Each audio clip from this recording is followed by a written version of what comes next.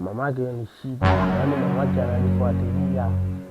Ananibana acha yaani sipati hata kumiki kwa mbele mwana kasafiri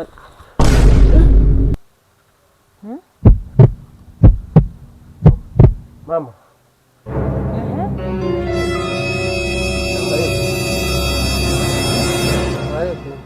mimi sina haja na salamu alaykum yako. Ngoja nikwambie, yaani wewe unataka kumletea mwanangu magonjwa wataka kumletea majina ya magona Mambo mimi nimefanya. Kumbe unakimbia mbele magona?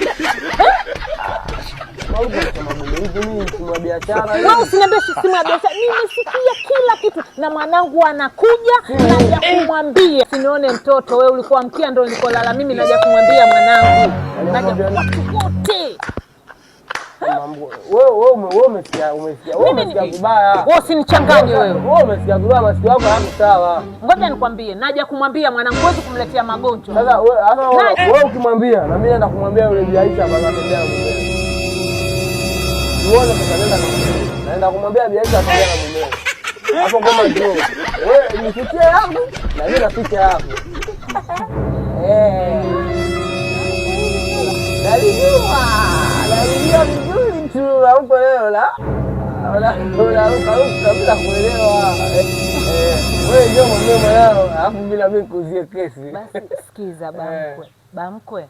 Usimwambie mkwe. Kwanza Aisha Magono hajaolewa. Asa wewe Aisha Magono ana mume. Ana mume. Wewe bamkwe huyu anakuja nyamani. Sasa mkwe wangu ndo hivyo sasa. Basi sawa, haina shida. Basi sawa, hiyo kazi ile ulivyoipata basi. Ngoja tu nikapambana. Hii kazi hii nishaipata mama.